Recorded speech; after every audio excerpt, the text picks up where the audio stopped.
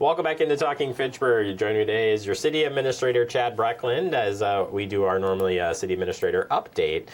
Chad, how are you doing on this fine spring snowy day again? I am doing well. It seems like we've had a couple of real light tastes of spring weather, but certainly not this week. Maybe I'm going to glut for punishment here and say this, but we really haven't had that, heavy wet snowfall. You always get one of those as you kick out of spring here. I know it's before the holiday season, so there's still time. And somebody reminded me this morning at a meeting that it snows in May sometimes. Yeah, it's possible. So the good news is at this point it's not sticking around very long. No. It's one of those Colorado snows. Snows and then it's gone, right? Yep. So there you go. Well, we're not here to talk about the weather, although we could, because Severe Weather Awareness Week just happened as well. So, I'm a big weather guy. Right. I mean, we could spend the whole time I'm sure going. some of those in our audience that are watching this would, really prefer us to talk about weather, and some would not. Yeah. Well, hopefully... I've got at least one in mind that would not. I have no doubt. Let's talk about the vehicle registration fee. On the April 8th Common Council meeting was discussed and approved. Just kind of a quick recap. I know we talked about the last time you were here, but a quick recap on what does this mean moving forward and what happened at Council. Yeah, so I'll talk about, largely what happened at Council first, but ultimately, obviously, we'll get to kind of what the outcome of that means. The Common Council did consider at its April 8th meeting a resolution that would implement a $40 municipal vehicle registration fee that would be obviously in addition to the state registration fee and the county municipal registration fee, and would apply to approximately 25,000 vehicles here in the city of Fitchburg. The proposed registration fee for Fitchburg is $40, which would equate to approximately $1 million in revenue. There was a public hearing associated with this resolution. I think about 20 people or so spoke. Most, if not all, were in opposition, is my recollection. I know the Common Council received some emails on this, and I know they also had, perhaps some phone conversations or other meetings with their constituents and probably heard some feedback there as well.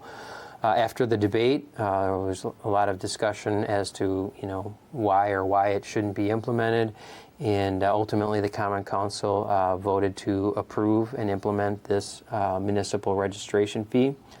So what does that mean? That means that the revenue that is collected from this registration fee will be sent to us from the Wisconsin Department of Transportation. The city is statutorily required to only use that revenue for transportation-related expenses. That is a rather broad term. There's nothing that has been located in state statute that specifically defines what transportation-related expenses are. However, an easy example of where $1 million could be utilized is we just authorized a contract for $1.8 million for our annual resurfacing of our roadways, or some of our roadways. So clearly the city spends well in excess of $1 million every year just on its road resurfacing and or road reconstruction projects. And this fee will begin for any vehicle registrations that expire on or after August 1st. So there's a little bit of time before it actually is implemented. And those who have vehicles with registration expiring on or after August 1st will see this fee on their registration renewal notice. The City Common Council, through its operating budget process that will happen later this year, may elect to reallocate existing property tax levy money that is being spent on transportation-related matters and reallocate that money elsewhere within the city budget. There was some conversation at the Common Council meeting on the 8th of where they may potentially make this decision and reallocate the money to. Those things that were mentioned included the operating costs associated with the new police services facility that's being built, improvements in the city's transit routes, and potentially for increased costs that are anticipated for EMS service here in the city. So ultimately, no decisions have been made if there will be a reallocation of any existing property tax money. That, again, will be determined through the operating budget process that will largely kick off from a public perspective when the mayor's proposed operating budget for 2026 is released in September. There will obviously be an opportunity for public input. There's always 2 public hearings, and of course, folks are encouraged to not only look at the proposed budget documents, but also contact city staff or their elected officials with any comments, questions, or feedback they may have. All right. Certainly, we'll keep you up to date as that comes up here in August. But yes, on the budget series side, I mentioned this in our council recap that we discuss budgets each and every year here on the show, and also have Misty Dodge come in and break down the budget as well, or I should say the tax bill. But we do talk budget as well here, so we'll talk about all those things as it gets closer here, and information on our website, of course, at fitchburgwi.gov. I will add, if I could, Jeremy, that certainly from a staff, and I can say this safely from a council perspective, that despite the action that was taken on the meeting on April 8th, people realize that no one really enjoys paying additional taxes, fees, or whatever the case may be, and that does have a direct impact on people and their household budgets. And I do want to state that we do our very best to be good stewards of taxpayer fees, taxpayer property tax revenue, and look to be as efficient as possible with the revenue that we are afforded.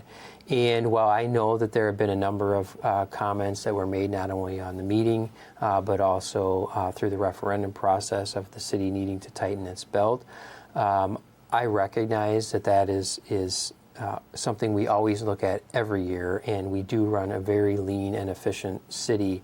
And the challenge is that our budget is heavily reliant on people to provide the services here.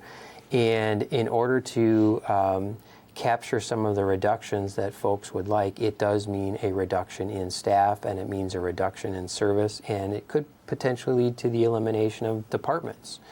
And the challenge for city staff and elected officials in that process is, you can imagine there's a wide range of opinions across our 35,000 residents as to what services some would want reduced versus what some services some would want to be maintained and or enhanced.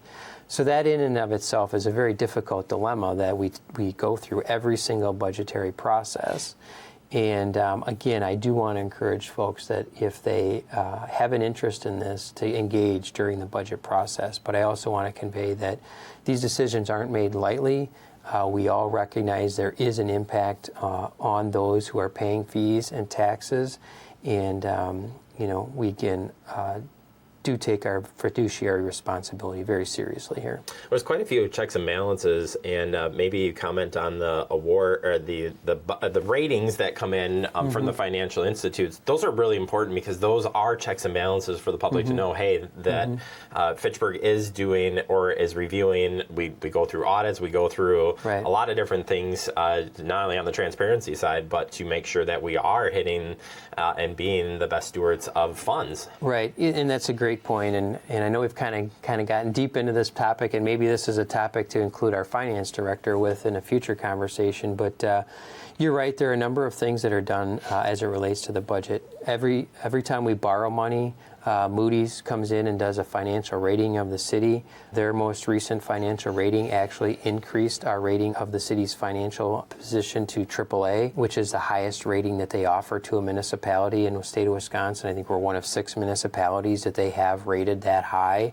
They look at our entire picture and what our policies and practices are in order to achieve that rating. As you mentioned, we have an external audit conducted every single year by an outside accounting firm to go through our budget and identify, that we're following appropriate practices and laws. And then the other thing is the Government Finance Officers Association has also recognized our financial reporting, I think for the last 10 years, as meeting their standards of excellence. So there are a number of things that we are doing, as I mentioned, to ensure that we're fulfilling our fiduciary responsibility to manage the funds that are provided to us appropriately and within best practices. And again, there is always debate and potential disagreement on where the city's priorities should lie. And I agree, or I again want to encourage people to participate in that process as we get into the operating budget later this year. And that is an important piece. Fact TV not only exists to bring that transparency piece there, but that we want participation in and want to hear from you, and you can talk to Alder certainly during that time as well.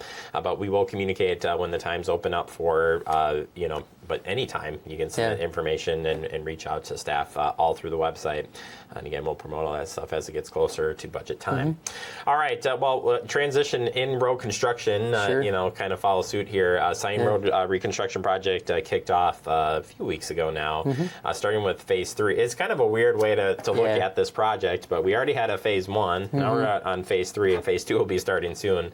But nevertheless here, it is construction season, and just a few friendly reminders that you could provide us as we work through this process. Yeah, we maybe should have labeled these sections instead of phases based on how it's being done. But ultimately, the intersection of McCoy Road and South Sain Road has been closed for reconstruction. That work has begun. The next section, or section 2, from East Sherrill to McCoy Road, will begin in a week or two, which will be a full-fledged reconstruction of that section of the roadway as well. So we obviously recognize that detours are an inconvenience to those who use those routes regularly. We ask that people do follow those detours that are posted.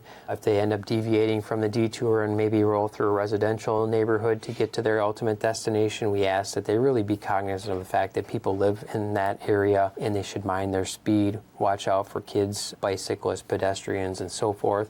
Also, when the barricades go up and the road is closed, please don't drive around those barricades. There are obviously people working in that area, and it can be dangerous for them to have vehicles also in the construction zones. Yeah, there are weekly updates that are coming out when they can provide them from our engineers here. We'll be continuing to provide that information on those closures, but we know as of April 21st, the phase 2 will be starting, but the road was already closed there anyway, but you'll see those construction vehicles move in, so please work around that as you can. Finally, the only election to take place this year has happened, and just wanted to just have any comments on, again, another smooth election here from all of the great helpers and our clerks. Right. I will just do a brief correction. It's our last election for the year because we did have a February primary. I'm sorry, yes. So, I think of it as the first and last, but we had our elections for the year. There is an interrelatedness between the February primary and the April. Well, I set them up purposely for that. So, yes. But we did have our last election last week. I think there was about 71% voter turnout here in the city of Fitchburg, which is quite high for an April general election. And a fair number of those votes were also cast absentee, either by mail or in-person absentee as well. I do obviously want to thank all the members of the public who come and exercise their right to vote. Elections are one of those core functions of local government. Putting those elections on, they can't happen without the dedication, commitment, training, expertise, and diligence of city staff. And when I say city staff, I don't just mean the city clerk, Tracy Oldenburg, and her team, who do a great job, obviously, but it takes a bunch of other people throughout the city to do this. Our IT team, our building maintenance team, our highway parks maintenance crews, everybody kind of comes together, and I may be forgetting folks, to get the polling locations set up, get the materials, the equipment to those locations, get them all set up, get them torn down, and get them brought back and put away. And we have 6 polling locations here in the city. We also rely heavily on our poll workers, right? Those are citizens who agree to come in and assist with elections as poll workers. So it truly does take a community, and it truly does take a wide range of departments to make these things happen. And as usual, they're done very well, and I want to thank everyone who's participated in those and make them happen.